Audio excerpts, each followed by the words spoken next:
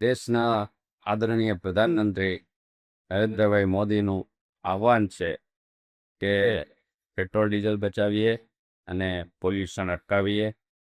એના માટે અમે આ આહવાનને સ્વીકારી અને અમે પણ આજથી એનો અમલ કર્યો છે કે ઘરેથી અમારી ઓફિસ સુધી સાયકલ લઈને આવવું. અને અમારા સ્ટાફને પણ આ રીતે સૂચના દીધી છે અને અમારો સ્ટાફ પણ સાયકલ લઈને આવે છે.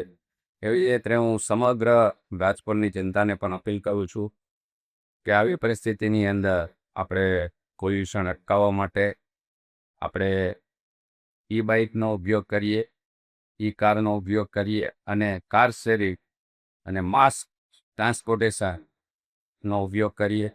સર્વ ઉદ્યોગકાર મિત્રોને અને સમગ્ર જનતાને પણ હું અપીલ કરું છું. હું અન્ય જનતાને પ્રેરણા આપીએ એવી હું રાજકોટની સર્વ જનતાને અપીલ કરું છું અને અમને અપેક્ષા છે કે આમાં વધુમાં વધુ લોકો જોડાશે. સૌનો આભાર.